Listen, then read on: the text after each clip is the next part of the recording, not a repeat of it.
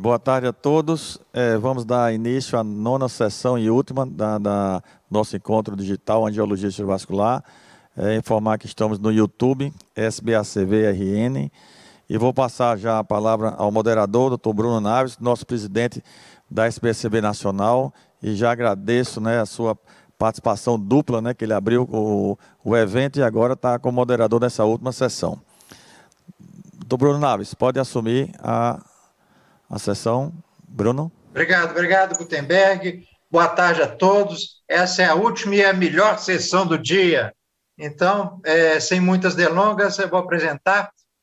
Falaremos sobre procedimentos na flebologia. A primeira aula será recomendação para procedimentos venosos pós-Covid. Dr. Fabrício Rodrigues Santiago vai apresentar.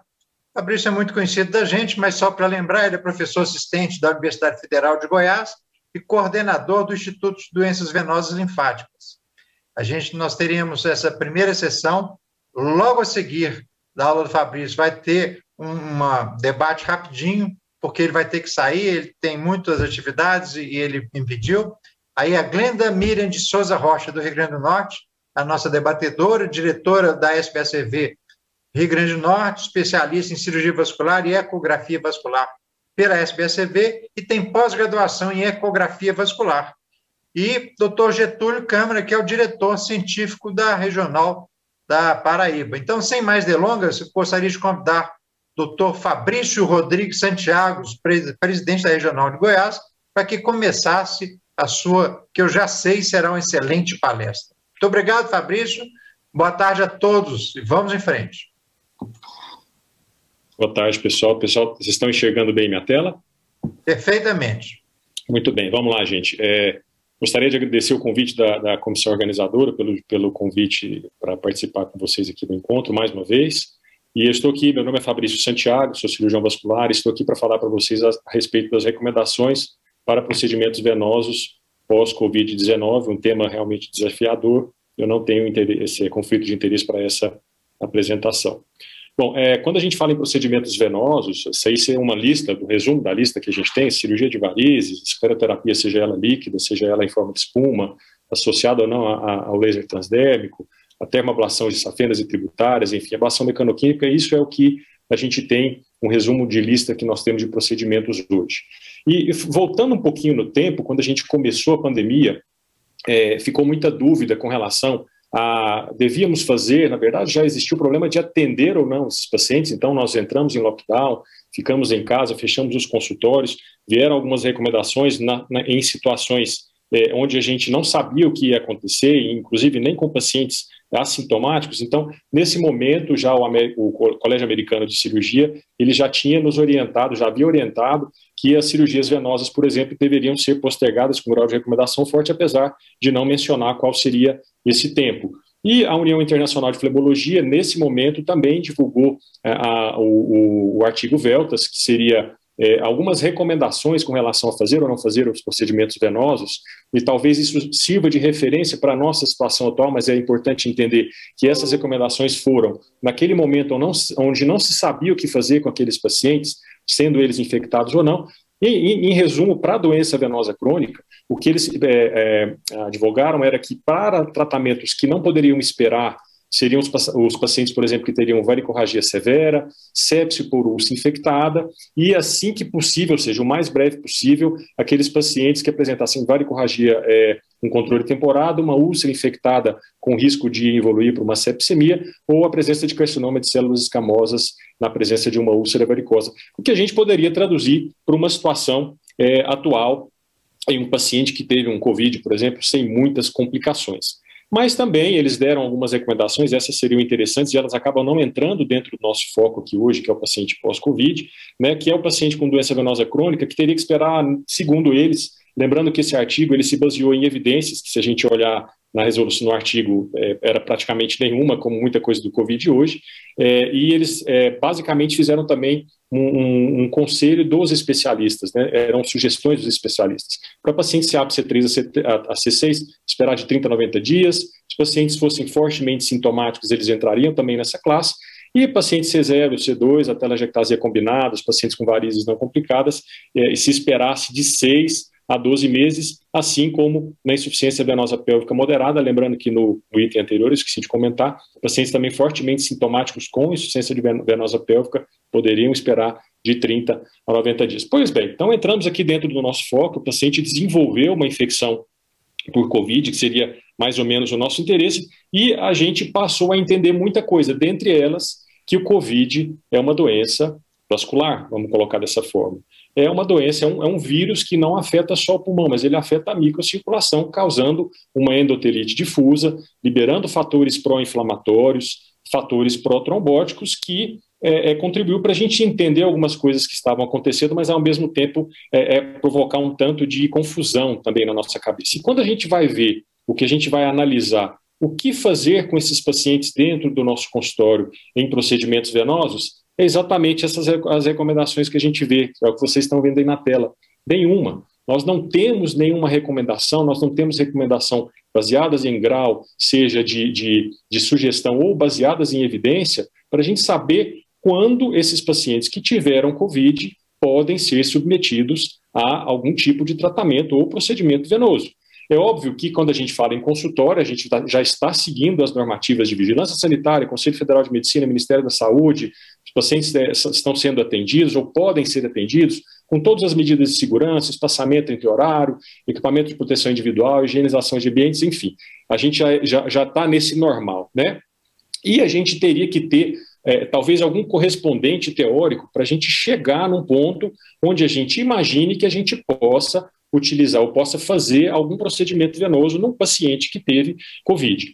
Esse é o estudo Covid Surge ou Global Surge, foi um grupo que estudou pacientes submetidos a cirurgias de emergência e cirurgias eletivas, e eles acompanharam a mortalidade desses pacientes, que eram pacientes que estavam com infecção do Covid ou que desenvolveram a infecção de Covid no seu processo de internação e de reparação cirúrgica. E o que eles observaram é que a mortalidade ela passou a cair significativamente a partir da 7ª semana. Ou seja, pacientes que tiveram Covid, a mortalidade caía estatisticamente significativa com um período maior ou igual a 7 semanas.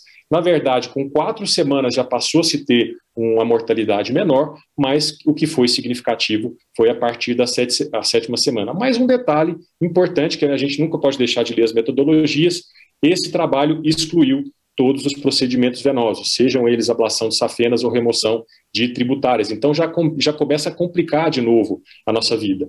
E acaba que a gente começa, como há muitas coisas no Covid, a lançar mão de alguns artistas, né, de alguma coisa que começa a se destacar para nos dar um horizonte, e aí talvez eu cometa uma bobagem, porque teve uma sessão anterior de Covid, infelizmente eu não consegui acompanhar, e talvez até eu fale muita bobagem agora com relação ao Covid, mas acabou que a gente se focou, existe também o fibrinogênio, mas a gente se focou, a gente se apoiou no dedímero.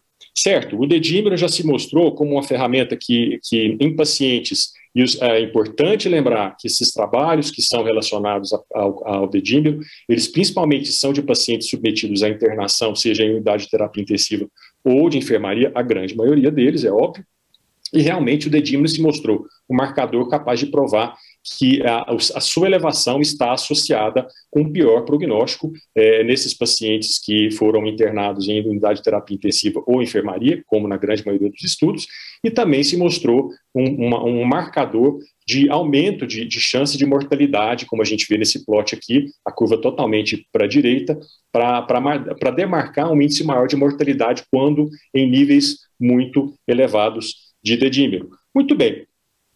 Aí a gente começa a se apoiar, a gente já viu que o dedímero pode pregar várias peças na gente, e dentro dessa análise desses trabalhos que saíram, esse artigo eu achei bastante interessante porque ele mostra o quê? Que esse autor, ele começou a comparar os valores que estavam sendo publicados, e o que ele observou, é o que a gente está vendo nessas setinhas aí, nesses plots, é que muitos dos resultados Potencialmente, pela análise que eles fizeram do cálculo dos valores de dedímero, eles encontraram dedímeros, inclusive, com valores 1000 vezes aumentados, era porque os autores estavam referindo as referências de forma enganosa. Então, todos nesses plots aqui, pela avaliação deles, estavam sendo divulgados de forma errônea, inclusive artigos publicados em revistas de grande renome. Enfim, então se a gente vai avaliar as evidências contundentes, as diretrizes ou sugestões, a gente vai combinar nenhuma com absolutamente quase nada. E aqui uma coisa interessante, esse slide é só para chamar a atenção, já estou finalizando a minha apresentação, é que nesse compêndio de coisas que nós estamos vivendo, neste momento que nós estamos vivendo, isso aqui é uma normativa que saiu aqui no meu estado no mês de janeiro, e as cirurgias com os picos de casos começaram a ser suspensas, independente de necessitar de UTI ou não, né, todas as cirurgias eletivas, porém, as cirurgias que fossem realizadas de forma ambulatorial, que não necessitassem de leito, elas poderiam ser realizadas em ambiente adequado, né? Então, só chamar atenção para isso, que isso é uma ferramenta que a gente tem que pensar ainda mais nessa circunstância agora.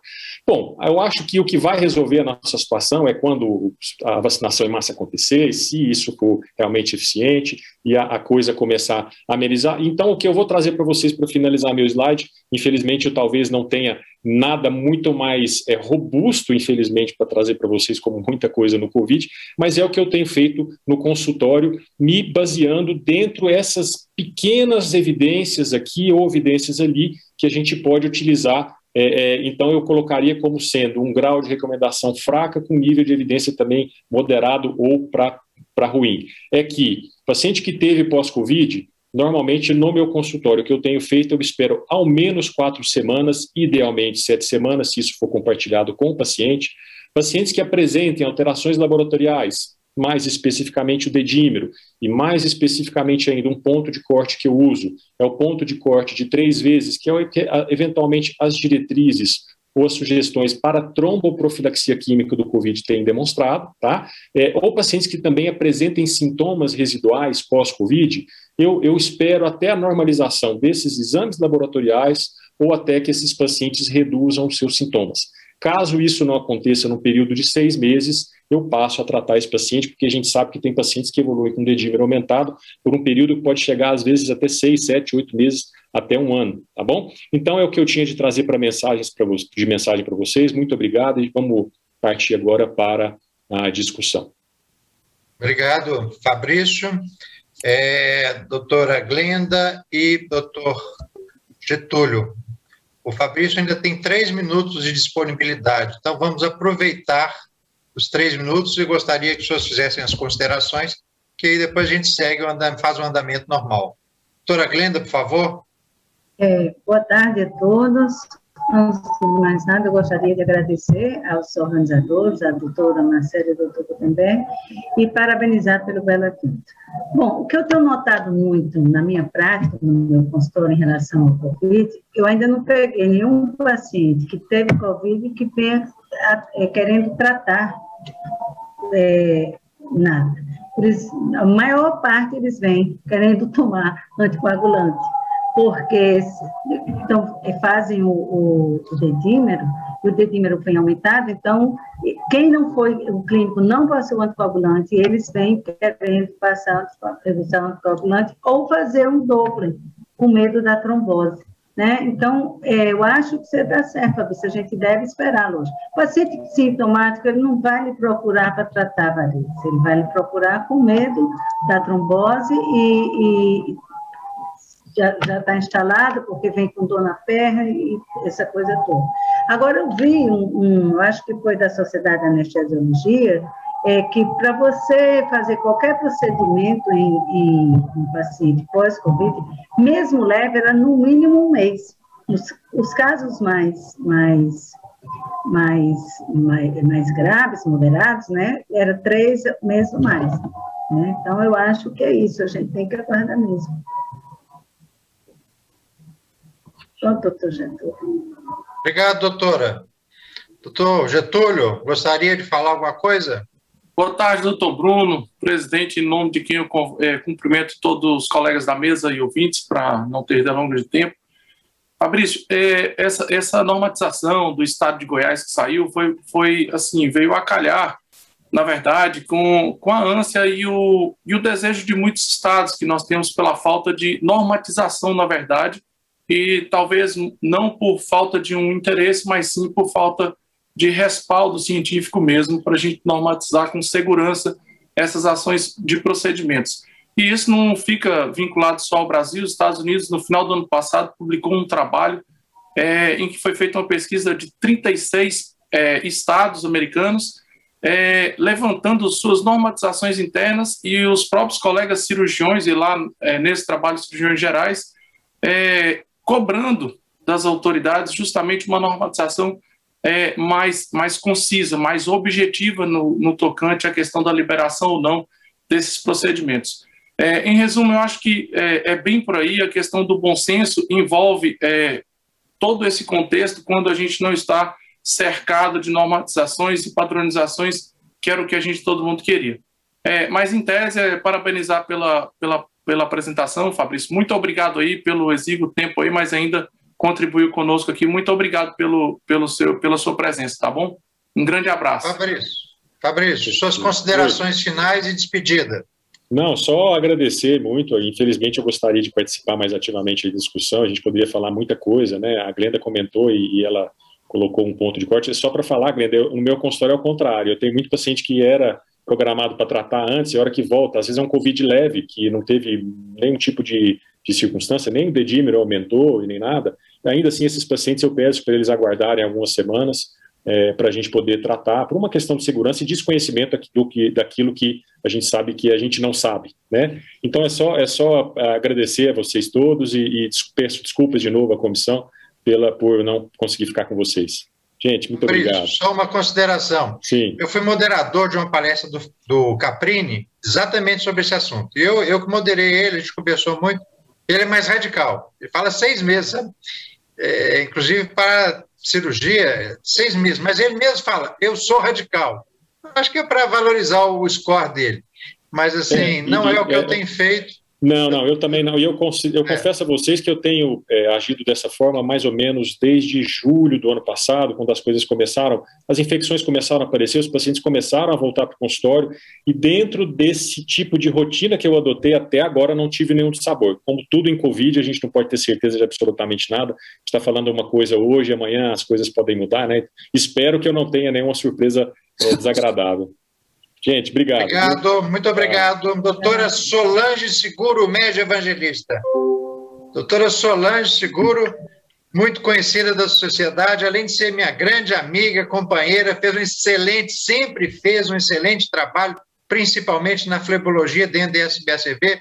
Todo mundo lembra dos fóruns que ela coordenava. Hoje ela é diretora da clínica Varizes Med, titular da sociedade, e também membro do American College of Phlebology, que vai nos falar sobre como evitar complicações no tratamento das varizes com microespuma. Doutora Solange, a palavra é sua. Bem-vinda a Paraíba e Rio Grande do Norte. Muito obrigada, Bruno. Eu quero agradecer também ao meu amigo Gutenberg, a doutora Marcela, da Paraíba, representante da regional, e ao Getúlio, a oportunidade de falar sobre como evitar complicações no tratamento das varizes com microespuma. Não tenho conflito de interesses. As complicações, elas têm uma taxa abaixo de 1%, principalmente em mãos habilitadas e, assim, com uma formação sólida. Né? Dentro de uma formação sólida de mãos habilitadas, a taxa de complicações é baixa, mas é necessário se preparar para isso. Nós temos que ter, para evitar complicações, algumas atitudes no pré-procedimento, durante o procedimento e pós-procedimento. Pré-procedimento, na avaliação clínica, vê os fatores de risco, né? Tanto os fatores de risco com contraindicações absolutas ou relativas, fazer uma boa documentação fotográfica que pode salvar a situação do médico no caso de uma complicação. O duplex scan com um mapeamento muito bem feito, em termos também de hemodinâmica, e assinar um termo de consentimento informado, onde todas as complicações, mesmo as graves e as mais leves, sejam mencionadas e informadas ao paciente. Nós dividimos também as complicações de veias de grande calibre, como as safenas, tributárias, veias calibrosas e perfurantes. Tudo isso exige uma técnica muito apurada para se fazer e um conhecimento de uma tática, né, para se abordar essas veias, que vem do estudo do ultrassom e da hemodinâmica. O ultrassom é usado antes, então, do procedimento, durante, para punção, visibilidade da veia e da agulha, para acompanhar o medicamento, que é ecovisível, que eu chamo de uma espumografia. A espuma, ela tem uma viscosidade muito baixa, ela progride muito rápido, você tem que acompanhar a progressão da espuma, evitando que ela penetre no sistema venoso profundo, em perfurantes ou em territórios indesejados. Então, tem que se marcar antes esses pontos, fazer compressão desses pontos. Observar o vasoespasmo, aguardar um pouquinho pelo vasoespasmo, injetar com prudência, pouco volume, pouca punção, baixa concentração. E à medida que vai ocorrendo espasmo, você precisa de injetar menos quantidade. Ter um intervalo entre aquilo que você acabou de injetar, a espuma, e o enfaixamento para não deslocar a espuma, acalmar o paciente para não estar fazendo contrações musculares e mudanças de posição, e trabalhamos com decúbitos e pernas elevadas. Duas orientações do meu mestre e mentor, Dr. Juan Cabreira, que ele é o pioneiro mundial, e que a gente deve seguir, que são muito importantes. A esclerose, primeiro, da via proximal de refluxo. Quando a gente faz primeiro a esclerose proximal, as veias distais, elas involuem, as veias subjacentes involuem, sendo necessário, nas próximas sessões, menos medicamentos, a menos sangue dentro da veia. Sangue dentro da veia significa processo inflamatório, significa esclerose, significa hiperpigmentação. Então, nós temos que evitar o sangue dentro da veia. O sangue é um inimigo da escleroterapia. E eu falo que o tempo é um amigo. Realizar durante as injeções, também indicação do Cabreira, as manobras de portas cerradas. O que é isso? Uma dorsiflexão do pé durante toda a injeção, evitando a penetração da espuma, da microespuma no sistema venoso profundo. Uma boa espuma que preenche bem o vaso, ela faz uma sombra acústica muito nítida. O produto também é importante. Isso aqui, as descrições sobre o produto estão no meu capítulo do Maffei de Fundamentos da Microespuma, quem quiser se interessar mais sobre o produto. A espuma, ela não deve ser muito líquida nem muito seca, ela deve ter essa consistência de um mel, deve ter uma boa estabilidade para o cirurgião trabalhar. Isso aqui é uma cortesia do Dr. Felipe Kern, que é uma foto muito bonita de drenagem dos hematomas, que é um trombo liquefeito, né, do escleros, ou um coágulo entre dois pontos tratados. Então, quanto mais uniforme o efeito da espuma, menos se formará esse escleros entre dois pontos.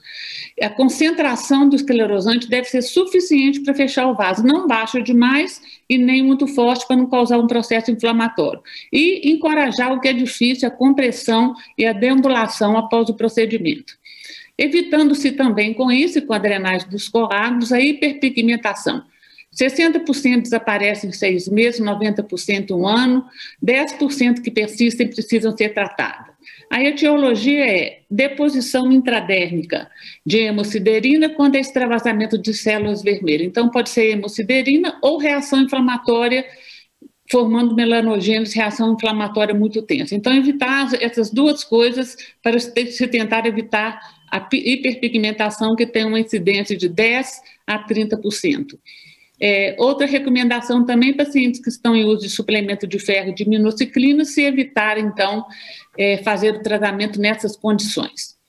A necrose cutânea, né, é outra complicação que acontece mais nas telangiectasias, nas veias de pequenos calibres, o que faz levar a isso seria o esclerosante chegar em arteríolas dérmicas, ou por vasoespasmo veno-arterial, ou por agentes esclerosantes em arteríolas alimentadoras de telangiectasia, que ocorre com muita frequência, 1 em cada 26 grupos, ou então o agente esclerosante levando células endoteliais, que seria a síndrome de Nicolau, que acontece mais na face interna da coxa. Então, para a necrose cutânea, já que é uma injeção que é feita com uma pressão muito grande, podendo atingir o leito arterial, né, arteriolar, é uma técnica meticulosa, né, com baixo volume, volume, baixa pressão na injeção. Quanto maior a seringa, menor a pressão na injeção, distanciamento entre as punções. Os guidelines dão uma ideia, de acordo com o volume, o diâmetro da veia, do volume que se deve usar e da concentração.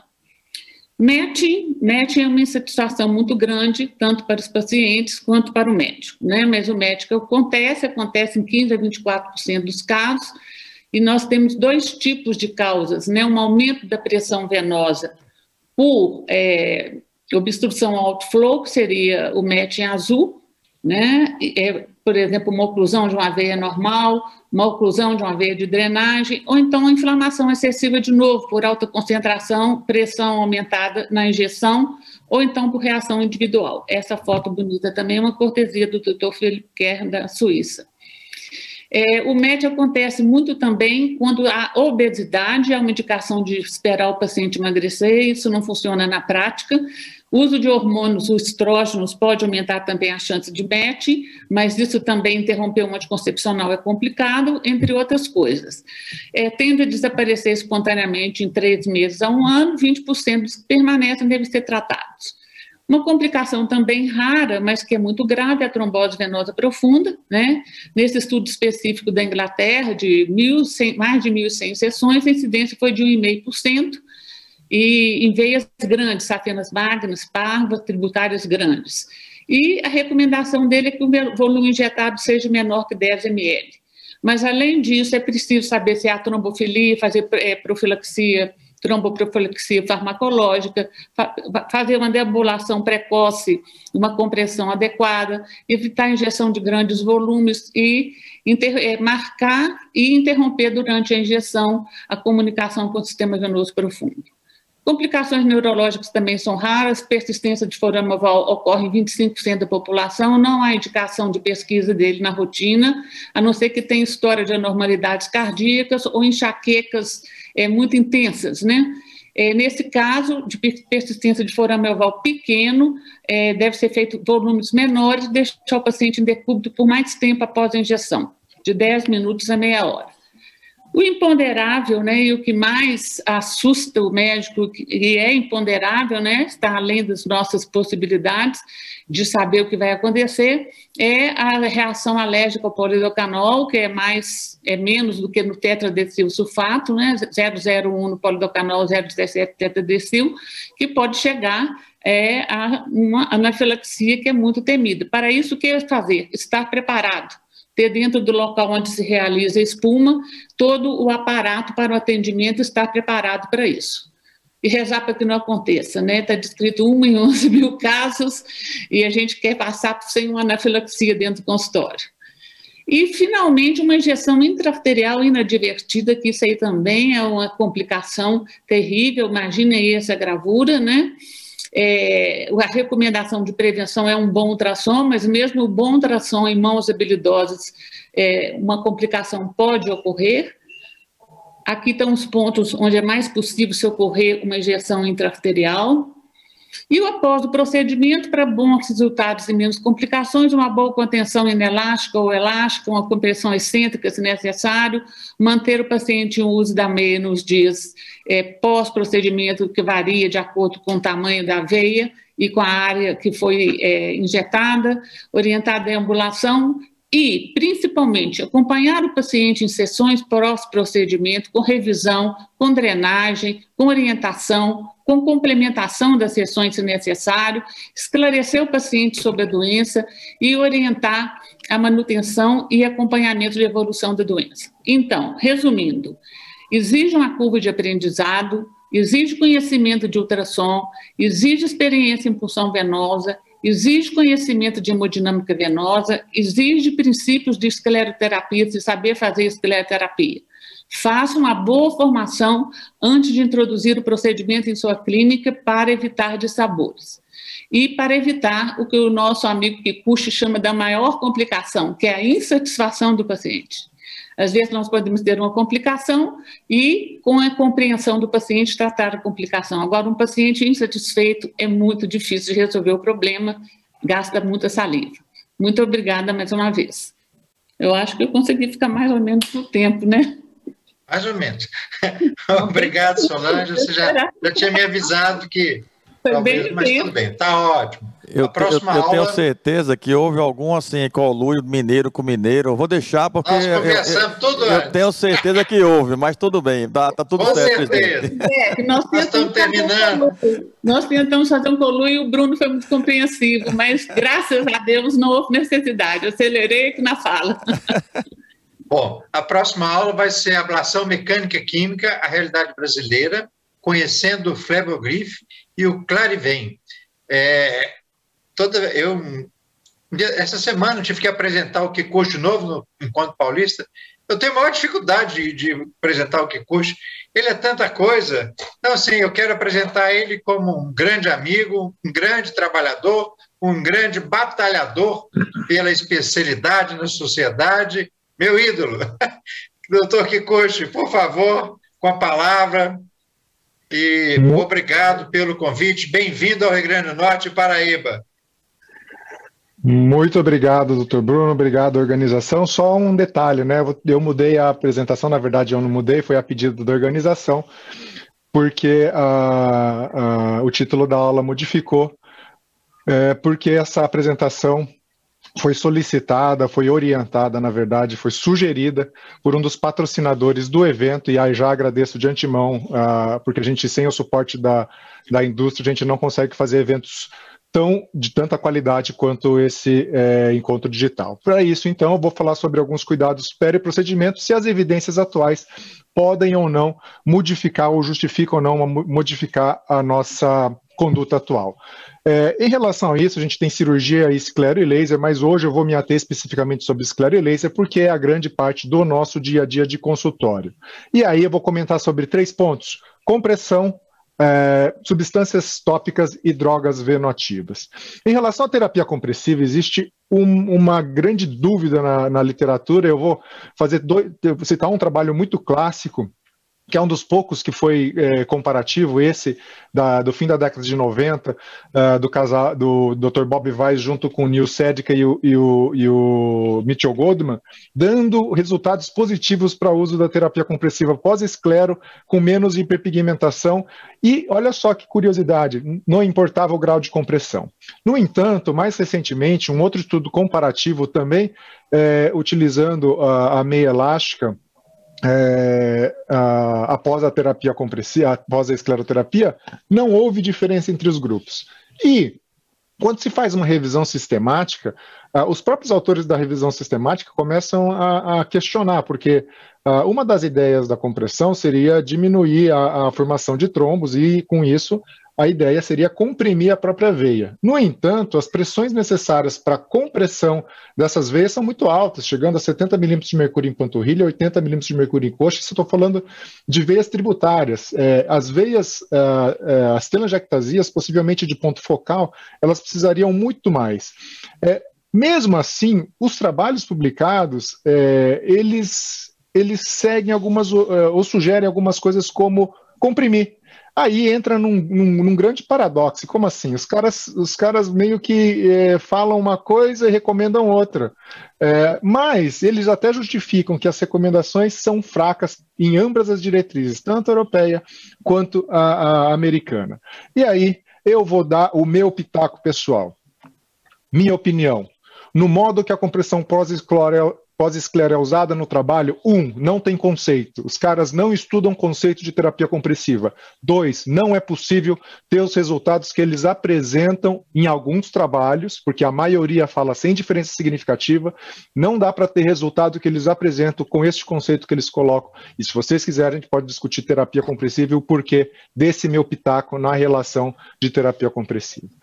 Já falando de substâncias tópicas, quer usar vitamina K para diminuir o roxo, equimose, sem diferença nenhuma.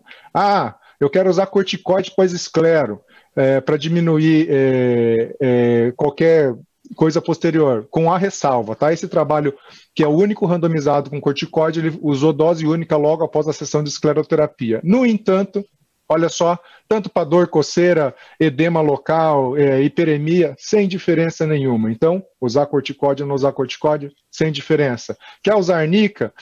Numa revisão sistemática aqui, a arnica tópica, 1 a favor, 1 sem diferença. Arnica oral, você pega aí 3 a favor e 8 sem diferenças, ou seja, tanto resultados positivos ou sem diferença, mas a grande verdade é que não encontraram nenhum efeito indesejado, ou seja, pode não fazer bem, mas pelo jeito, mal também não faz. Mas o que acontece com a pele? Olha só, num teste de estresse com frio, para recuperar a vascularização cutânea, tem uma coisa que é curiosa. A pele que está em má condição, a pele seca, ela tem uma responsividade mais lenta, ou seja, ela recupera pior. E com isso ela tem também pior elasticidade. E quando a gente vai, por exemplo, para o diabetes, e a gente olhando a pele do diabético, a pele do diabético ela tem desidratação, hiperceratose e inflamação meio crônica. E isso faz com que a barreira cutânea seja defeituosa. E sabidamente a aplicação de hidratantes diários melhora essa barreira cutânea, diminuindo as complicações no diabético. No paciente com doença venosa crônica, há também a diminuição de conteúdo de água do extrato córneo e perda de água transepidérmica maior. E, inclusive, e esse estudo foi justamente nisso, a maioria dos pacientes até o CEAP-C3, ou seja, não precisa ter lesão na pele para causar problema nos pacientes de doença crônica no CEAP, mesmo no CEAP baixo. Portanto, o CEAP baixo também tem as mesmas características de pele seca, com pior resposta de fluxo sanguíneo, mais inflamação, pior elasticidade, consequentemente, pior regeneração. Então, o que eu tenho aqui é o meu pitaco pessoal em relação aos tópicos. Qualquer agente tópico pós-procedimento no momento atual, alguns possuem conceito, mas nenhum, repito, nenhum tem resultado. Agora, certamente, uma pele saudável é sempre bom ter. Então, eu sempre falo para os meus pacientes, hidratação, protetor solar. E em relação à droga venoativa, o que nós temos? Esses dois estudos, o Synergy e o Satisfy, eles foram feitos no início da década de 2010, 2020, e foi uma mistureira total, esclera com espuma, esclera líquida, laser transdérmico, usando MPFF na dose habitual naquela época, 500 miligramas 2 vezes ao dia, porque hoje nós temos a posologia de 1.000 miligramas uma vez por dia. O que ele viu? Ele viu sintomas e satisfação melhoraram, mas não adiantou nada, porque o estudo não foi comparativo, pessoal. Então, pode ter melhorado sintoma e satisfação pelo tratamento. Então, desculpa, esse trabalho não me diz nada. Agora, mais recentemente, eles fizeram alguns estudos em relação à resposta inflamatória. Pós-tratamento de pacientes, esse estudo em humanos, com polidocanol ou sotradecol, estudando marcadores como proteína C reativa, histamina, interleucina 1, fatores de crescimento endoteliar e fator de necrose tumoral. Todos eles, então, fatores de resposta inflamatória. E com o uso do MPFF, utilizando 2 semanas antes até 2 meses depois da sessão, nas coletas, todos os marcadores dos pacientes que estavam em uso dos medicamentos tinham menor dosagem. Num estudo também recente com outra droga venoativa, teve resultados positivos, aqui foram mais de 600 pacientes tratados, incluídos aqui nesse estudo randomizado, com resultado positivo, inclusive, para prevenção de pigmentação. Olha só que legal, esse foi o primeiro estudo positivo com droga venoativa, e foi a sulodexida, com resultado positivo na prevenção de hiperpigmentação. Aqui no Brasil, nós tivemos um estudo pré-clínico com cultura celular humana, incubada com o extrato do Pinus pinaster. E o que se viu? Vocês podem ver que aqui na esquerda tem mais pontinhos azuis do que do lado direito, quando foi utilizado extrato de Pinus pinaster junto da cultura. Isso é menos depósito de hemosiderina após um estresse inflamatório. Olha só, então isso é um estudo pré-clínico, um estudo de cultura de célula humana, mas pode já dizer alguma coisa no futuro. A última revisão sistemática que nós temos em relação à droga venoativa e procedimento é essa que vocês estão vendo, publicada em 2019, onde a recomendação é que pode ajudar a reduzir alguns sintomas pós-procedimento, desde que utilizado 2 semanas antes do procedimento no seu início. Um trabalho não randomizado, mas ele é um estudo observacional comparativo, mas ele não foi randomizado, ele é observacional, com procedimentos minimamente invasivos, que envolve espuma e a ablação mecânica, no caso, utilizado o Flebogrife. O grupo que estava em uso de droga avionativa, menos dor, melhora do VCSS e melhora também do questionário CIVIC. Então, meu pitaco pessoal em relação às drogas avionativas periprocedimentos. Possuem conceito, sim. Os testes experimentais são positivos, mas não temos estudos randomizados robustos, embora aqueles que nós temos e os relatos que nós temos são positivos. Então, o que vale? Não é nem para ficar muito triste, nem para ficar muito feliz. A grande realidade é que no atual momento nós temos que pesar lado positivo e lado negativo, seja de qual for as terapias. O importante, entendam os conceitos, porque daí vocês conseguem ter muito mais substrato para saber se vale a pena utilizar essas ações no período pré-procedimento do seu paciente. Muito obrigado. Obrigado, doutor Rodrigo. O senhor acabou com 20 segundos de antecipação. 20 segundos. Nunca vi tão preciso. Muito obrigado. Deixaremos os comentários para o final.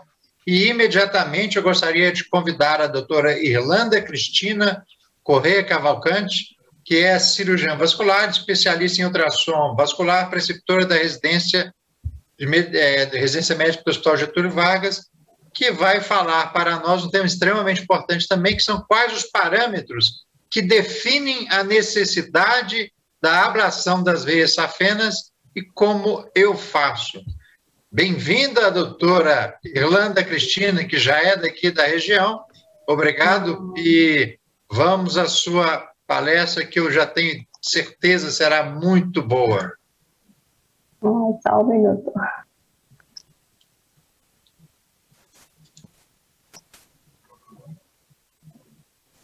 Olá, boa tarde. Queria agradecer à comissão organizadora todo o convite. Fico muito feliz de estar falando para vocês.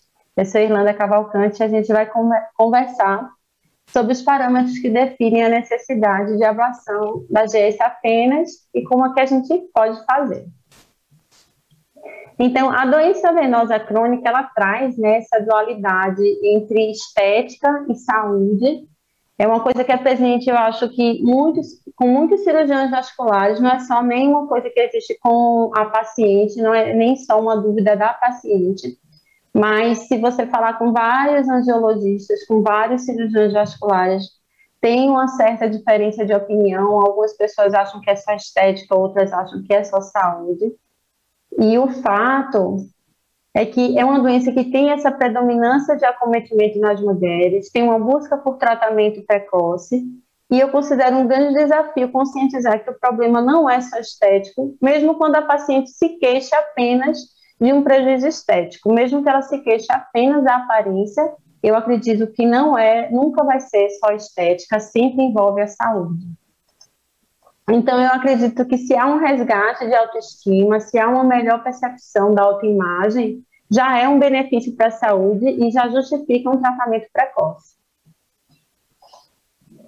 Então, diante da indicação de tratamentos cada vez mais precoces, a gente realiza ultrassonografias cada vez mais cedo. Eu acho que a maioria dos vasculares, diante de uma consulta de uma paciente que se queixa de varizes, mesmo que seja numa fase muito inicial, sempre é solicitado uma ultrassom. E aí a gente chega na primeira questão, que eu acho, que é quando intervir na veia safena. Às vezes a gente chega e encontra pacientes muito pouco sintomáticas, com uma manifestação clínica também muito inicial, e com algumas alterações de veia safena flagradas no ultrassom, e aí a gente tem que tomar essa decisão. Então, na literatura, é difícil encontrar um ponto assim de divisão. Tem isso, tem esse fator, vai ser indicado a intervenção. No exame físico, apresentou esse sinal, vai ser indicada a intervenção. Eu acho que é uma reunião de vários fatos que a gente tem que entender da paciente, do exame físico, onde ela tem as varizes que mais incomodam, se tem relação com algum ponto de refluxo safênico, a expectativa que ela tem do tratamento, a sintomatologia que ela apresenta. A classificação CEAP é um ponto que se fala muito na literatura, os CEAPs mais C1, C2, C3, mais inicial, sempre correlacionar com sintomas, e quando tem CEAPs mais avançados, aí existe mais um consenso da indicação do tratamento. Mas eu acredito que a gente tem que associar esse exame físico, a sintomatologia, a classificação clínica, e aí vem o ultrassom para juntar tudo isso.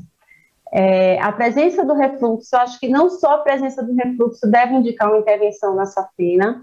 Então, tem essa fase que muitas pessoas falam que antigamente, toda vez que tinha refluxo na safena, indicava a intervenção da safena, e eu acho que a gente já vem mudando isso. Então, observar a presença do refluxo, o calibre, a conexão com outras varizes, se tem conexão com a área que a paciente se queixa mais, se tem conexão com veias perfurantes, e o padrão de refluxo, entre um refluxo segmentar, multissegmentar, ou um refluxo difuso, se é só um segmento muito curto que tem refluxo, se esse refluxo está associado a alguma perfurante ou alguma outra tributária, e que se a gente poderia preservar essa safena e tratar só essa parte que está alimentando o refluxo. Então, eu acho que essa decisão de intervenção na safena é um dos momentos que mais exige experiência e expertise do vascular, e a gente conseguir associar todos esses fatores, o exame físico, o quadro clínico da paciente. Geralmente eu só indico intervenção na safena quando existe um refluxo difuso ou multissegmentar. Se a safena tem um único segmento muito curto de refluxo, eu tenho a tendência a tomar uma conduta mais conservadora. E um ponto que eu acho muito importante também avaliar nessa decisão é se houve alguma falha terapêutica anterior, certo? Às vezes a paciente já fez mais de uma cirurgia de varizes, várias flebectomias, muitas sessões de escleroterapia, e tem alguns ultrassons, é comum chegar a paciente com alguns ultrassons anteriores que já mostravam uma doença de veia safena e vem se insistindo em um tratamento conservador. Aí também avaliar o ponto que a gente vai sair desse tratamento conservador, a gente tenta preservar a safena, mas em algum momento tem a falha terapêutica e a gente opta por intervir nessa safena.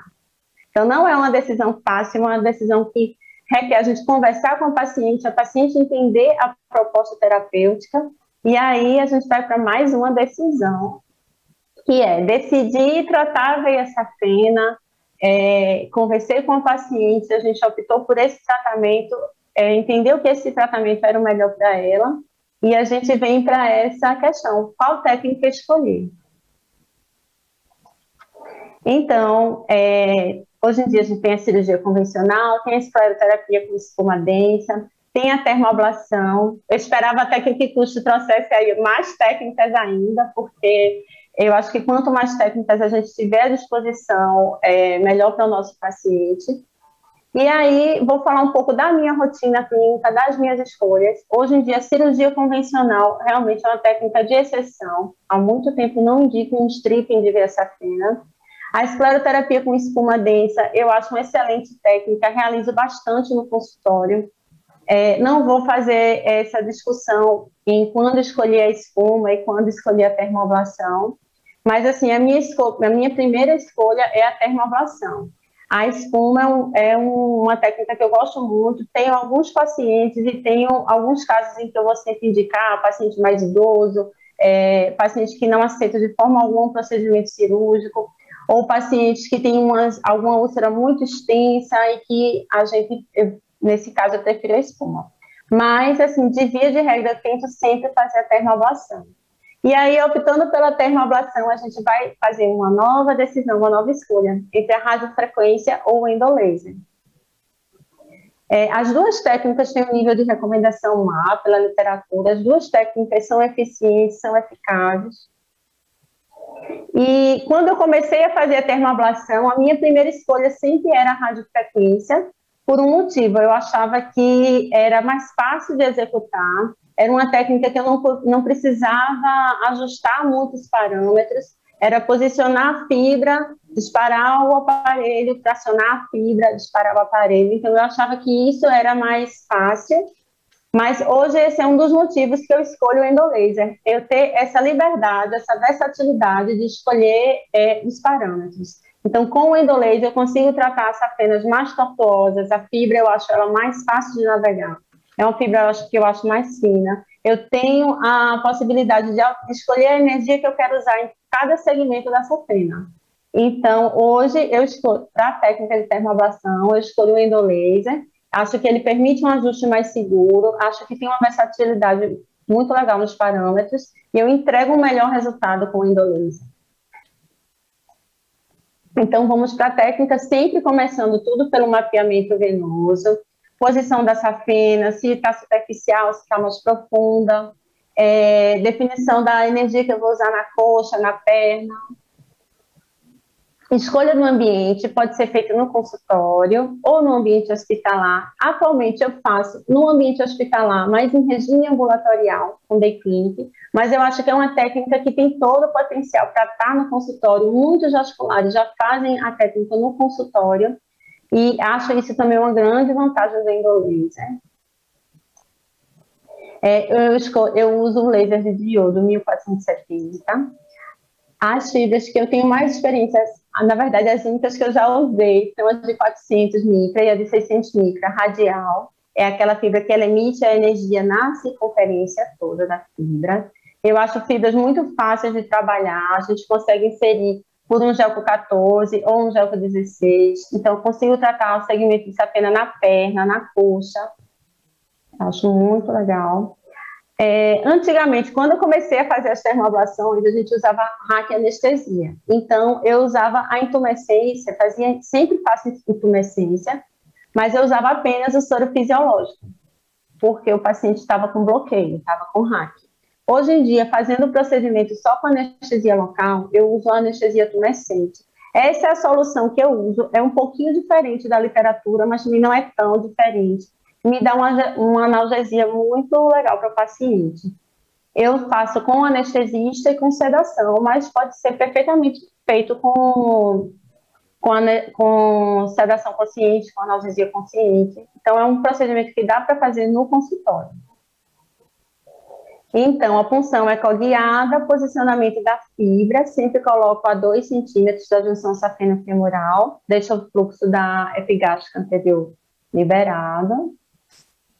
A energia, a gente seleciona, no aparelho que eu utilizo, seleciono a potência, a tração da fibra de 1 a 2 centímetros por segundo. Isso me dá um LED no final de 50 a 70 joules, podendo alterar um pouco, mas com eficácia muito boa. Depois do procedimento, eu uso a elastocompressão, entendeu o que o Tico vai falar? Eu uso a elastocompressão com meia 30 a 40 e eu mantenho essa meia por uns 5 dias.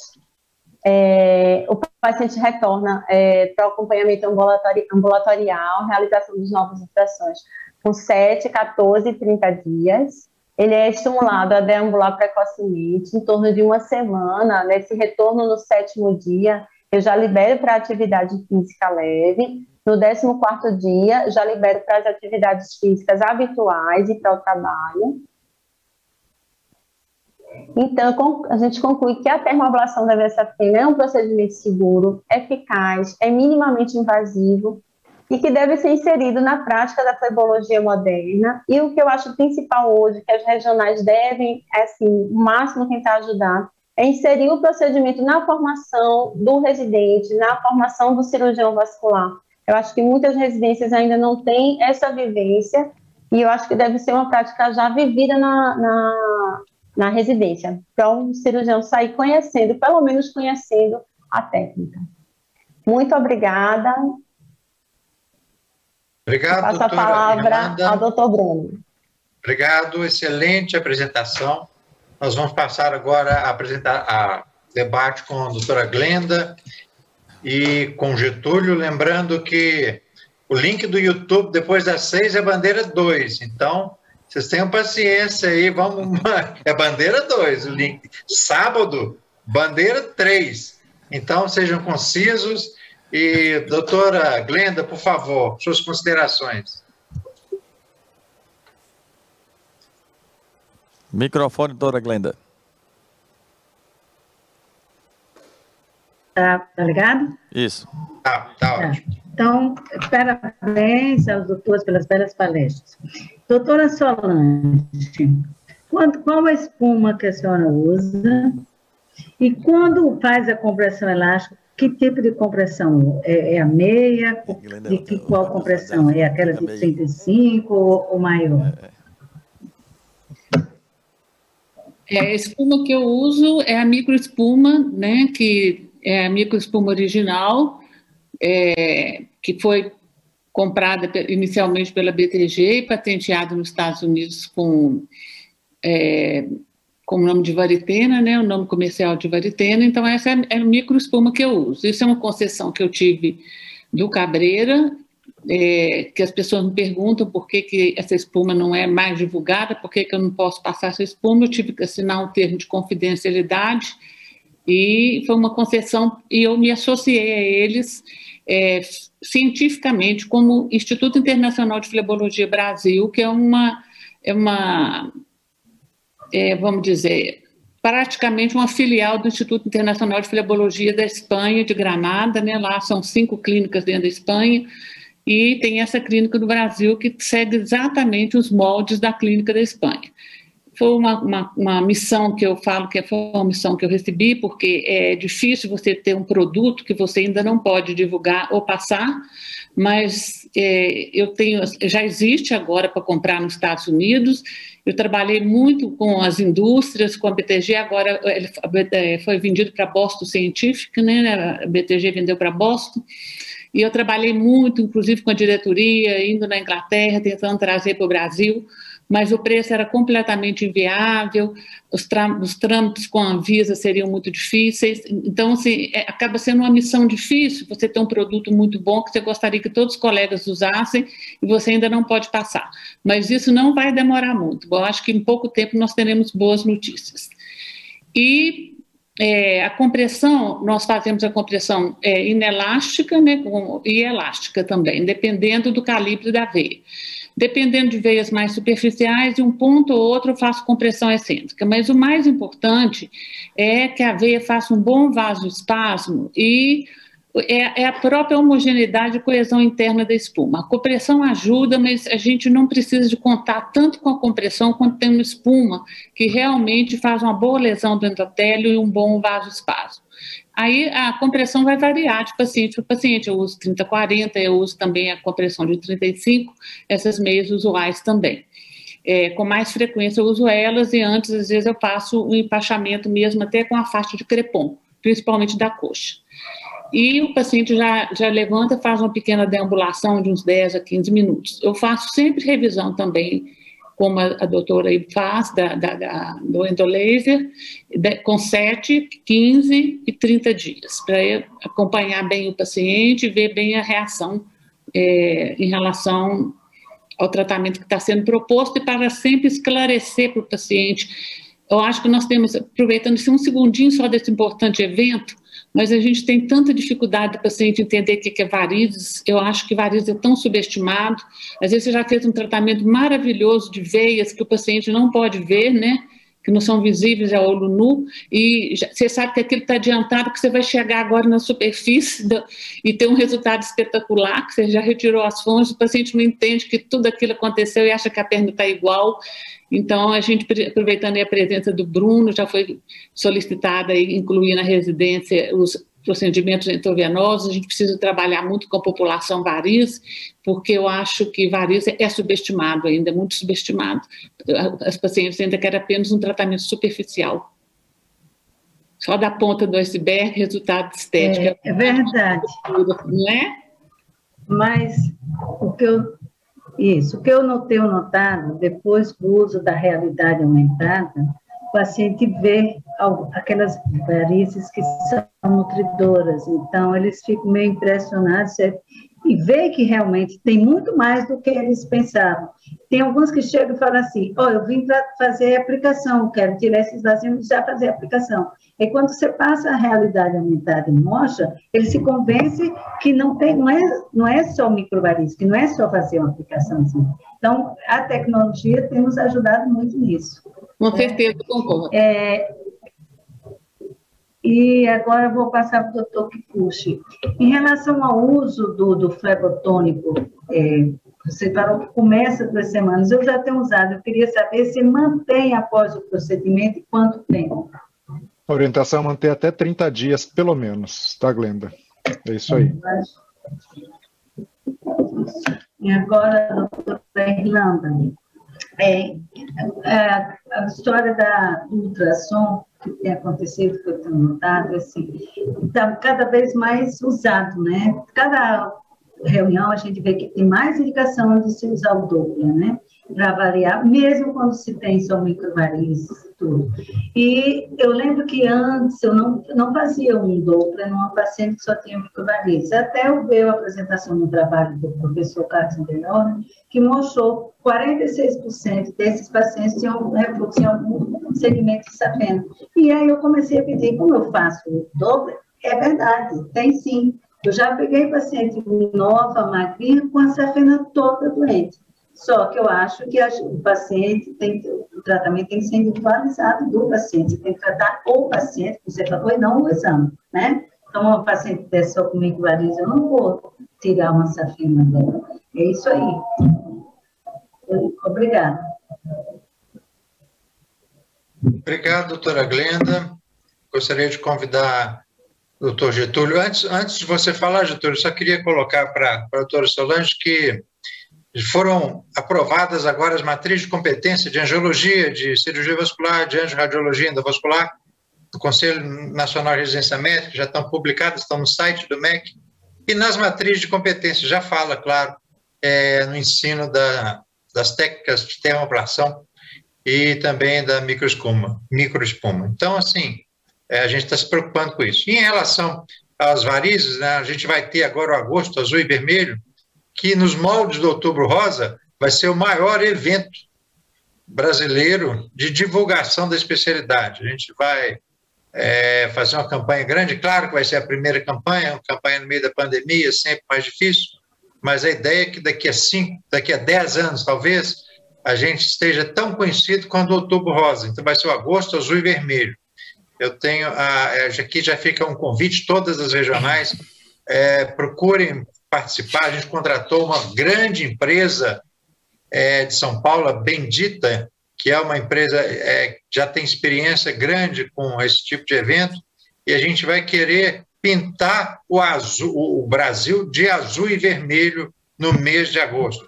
E esse ano a gente vai falar de saúde vascular, não vamos falar de doença não, porque ninguém aguenta mais falar de doença. Se quiser falar de doença, vai ver na TV. Mas nas nossas mídias a gente vai falar de saúde. Doutor Getúlio, suas considerações concisas e brilhantes, como sempre. Doutor Bruno, hoje eu sou a doutora Tacira. Getúlio de dia, Tacira de noite. Pois é, eu queria transmitir aqui as desculpas da colega Tacira, que estava inicialmente planejado participar do evento, mas ela teve imprevisto e não pôde participar. Aí eu estou aqui de backup. Olha só, doutora Solange, boa tarde a todos. Eu queria primeiro comentar sobre a palestra da doutora Solange, excelente. E, na verdade, eu tinha reservado algumas perguntas aqui, acreditando numa técnica de Tessari, que ela talvez fizesse. Mas, usando varitina, a gente muda completamente, porque o varitina, na verdade, é um dispositivo, a senhora falou que agora está sendo vendido lá, que antigamente tinha uma restrição até para médicos americanos, que exigiriam um treinamento de pelo menos 100 casos assistidos para poder fazerem a aquisição desse medicamento, e não era à toa. Eles tiveram vários casos de complicações inicialmente, antes de fazer essa restrição, inclusive 2 óbitos, né, durante a pesquisa do varitina, por reações anafiláticas, em detrimento de volumes muito altos, em torno de 30, e depois diminuíram para 15 ml por sessão. Mas eu queria, então, baseado nisso, doutora Solange, saber da senhora o seguinte: qual a experiência da senhora com varitina em relação ao fechamento de perfurantes? em relação à taxa de sucesso dessas perfurantes estéticas que não apresentam refluxo, mas que nos trazem algumas dificuldades de fechamento de telangiectasias de alguns setores. Ela traz alguma efetividade maior no fechamento dessas perfurantes ou ela está dentro dos mesmos resultados da técnica de Tessari? Só corrigindo aqui, pode ser que eu não tenha me explicado bem, eu uso a espuma original do Cabreira, que vendeu para a BTG e transformou em varitena. Inclusive, o varitena só tem na concentração de 1%. E eu tenho várias concentrações, podemos usar à la carte, a gente faz, inclusive, telangiectasias com concentrações bem baixas e com espuma mais... Perfeito. Agora, a sua pergunta das perfurantes, da eficácia, tem duas coisas para eficácia, né? Que é o produto e a técnica. Também tem que se ter uma boa técnica. Então, aquilo que eu falei durante a apresentação, entender de hemodinâmica, se você faz primeiro um refluxo proximal que é maior, já vai haver uma evolução das veias subjacentes e distais, até uma perfurante que era insuficiente pode se tornar suficiente após você fechar um segmento proximal. Agora, o que eu faço, eu não injeto diretamente na perfurante, eu injeto na tributária que sai daquela perfurante, acompanho até ela entrar ali e controlo. O efeito varia de paciente para paciente também, há uma resposta individual, mas se você trabalha com uma boa técnica e com um bom produto, você tem mais eficácia e menos complicações, principalmente hiperpigmentação, que é tão relatado com uma espuma, que eu também trabalhei antes de ter essa concessão, trabalhei 1 ano com Tessari, eu sei a diferença. O que me preocupa mais é a falta de estabilidade da espuma, porque a espuma ela se desfaz muito rápido. Então, é mais difícil para o médico acompanhar a espuma, fazer um raciocínio hemodinâmico, porque às vezes até não injetar, que aquilo é igual um contraste, né? Eu falo que uma espumografia, mesmo que aquilo é um contraste, vai te mostrando mais e você vai aprendendo mais ainda sobre o caso, igual você já aprende com ultrassom, você já vai aprendendo com aquele contraste ali provocado pela própria espuma. Então, as perfurantes, primeiro, que eu não vou, é muito raro eu ir direto em veia perfurante, eu vou nas veias, sempre partindo do segmento proximal, pode ter uma perfurante de coxa, aí sim nós tratamos a perfurante de coxa, não há necessidade de ser diretamente, tem que controlar a entrada no sistema venoso profundo, na femoral, né? E você vai fazer, o efeito da espuma, ele é muito rápido logo que você acaba de injetar. Ele é praticamente no primeiro segundo, depois você tem espuma, mas ela não tem mais aquele efeito de lesão. E ela vai também com muita velocidade no sistema venoso profundo sendo eliminada. Então, se você faz devagar, com prudência, tendo uma espuma estável, você espera um pouco, espera o vasoespasmo, isso tudo aumenta muito a segurança. Ok, e para pigmentação, a senhora geralmente usa substâncias tópicas, a senhora usa fonte de luz, geralmente a senhora manipula essas hiperpigmentações de que forma? Olha, hiperpigmentação, realmente a gente tenta evitar ao máximo, né? Drenando os coágulos, sempre que formar um esclero superficial, drenar ele o mais rápido possível, quando ele estiver no momento de drenar, né, que ele já estiver um pouco mais amadurecido. Não adianta você drenar um coágulo em processo inflamatório vermelho, não vai drenar nada. Então, nosso índice é baixo, eu geralmente aguardo, o paciente está em tratamento, eu sou mais de observar, aguardar, porque a gente vê que vai clareando quando tem. Perfeito. Mas quando tem que passar para fazer algum procedimento, eu vou te falar que eu encaminho para um dermatologista e agora que a gente está começando com o laser na clínica, porque a nossa clínica é totalmente voltada para espuma. A gente vai ter um segmento de laser até para a gente entender melhor e poder fazer alguma associação laser-espuma. Nós estamos começando agora. Mas a gente, assim, é uma clínica de microespuma, 100% microespuma. Ok, muito obrigado. Doutor Kikuchi, oi, pois não. O presidente Gutenberg me falou que nós temos só mais 2 minutos, então seja breve. Ok, doutor Kikuchi, hidratação da pele para micropulsado. Tem indicação? Não tem? Você sugere? Hidratação da pele para prevenção, para proteção quando fonte de luz micropulsada. Eu acho proteção da pele e hidratação para qualquer coisa, Getúlio. Então, uso contínuo. Uso contínuo, né? Ok. Doutora Irlanda, brevemente, assim, as suas dificuldades de definir a questão do tratamento de safena eu acho que também vai ancorado ao estágio que nós todos estamos passando, a dificuldade que eu digo no sentido de termos várias opções, e isso vem a calhar com a complexidade do sistema venoso, né? Que é muito mais complexo do que a gente imaginava, e isso traz uma certa dificuldade real para a gente a longo prazo saber o que é melhor e o que é menos apropriado para os pacientes. Mas, assim, por conta do tempo, eu queria parabenizá-la pela sua apresentação, assim como de todos os palestrantes, agradecer ao nosso presidente, Bruno Naves, que moderou essa sessão brilhantemente, e a toda a equipe organizadora, doutor Gutenberg, doutora Marcela. Grande abraço para vocês, tudo de bom. Feliz Dia dos Namorados para todos vocês. Um abraço. Obrigado, Getúlio, pela compreensão. Até mais. Doutor Gutenberg, 6h20, igual o senhor me pediu. Perfeito, presidente. Tá pagando bandeira 2 aí. Gostaria mais uma vez de agradecer a todos que participaram das 9 sessões. Valeu, moçada. Foi realmente brilhante, os palestrantes agora da 9ª sessão, o Getúlio, o presidente Bruno, sempre está participando das nossas lives e agora do nosso encontro. Agradecer, sem dúvida, a equipe da Data Show que está aqui fazendo tudo acontecer, né? O pessoal está aqui, é muita gente, ninguém vê como é que funciona, mas realmente está uma atividade. Agradecer aos nossos patrocinadores, Baia, Venosan, Conecta, Promep, Dinâmica, Surgical Med, Sigvares, Inside Medical, CVE, Fênix Med e Vitalen. Sem eles a gente não poderia fazer esse encontro. Agradecer a minha participação aqui, doutora Marcela da Paraíba, que sempre nos prestigia com essa união, né, com essa integração das regionais. Eu acho que a gente teve um grande ganho montando realmente esse encontro que realmente não existia, né? É o 2º ano e o 2º ano digital, e esperamos que no próximo ano a gente consiga fazer presencial. Doutora Marcela, as palavras finais vai ser sua para finalizar nosso encontro. Gostaria de agradecer, dizer que foi um sucesso o nosso evento. Estou muito grata a todos os sócios, todos os vasculares que puderam acompanhar nosso congresso, mesmo que em algumas palestras, não durante todo o tempo, mas que foi um prazer ter vocês, mesmo que virtualmente. Queria agradecer a todos os palestrantes que dispuseram de seu tempo para estar aqui conosco, trazendo o seu melhor. Então, muito obrigada, nós agradecemos demais a vocês, os palestrantes, debatedores, moderadores, tudo foi perfeito também graças a vocês, especialmente graças a vocês. Mais uma vez, obrigado aos patrocinadores, que sem eles a gente não conseguiria fazer um evento assim, mesmo virtualmente. A gente tem os custos que todos que passam por essa questão de organização sabem que existe. Agradecer ao pessoal técnico que está aqui também, como o Gutenberg disse, agradecer a toda a diretoria da Sociedade Regional do Rio Grande do Norte, como também da Paraíba, na pessoa de Ximenes, que é o meu vice, Dr. Xavier, tesoureiro, Augusto, secretário, Getúlio, diretor científico, Germano, diretor de defesa profissional.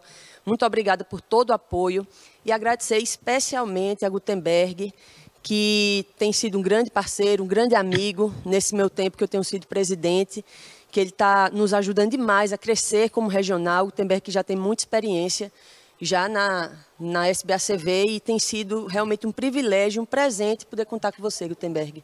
Viu? Muito obrigada e espero realmente que ano que vem possa ser presencial para que a gente possa superar esses dias difíceis e fazer um grande congresso. Bom,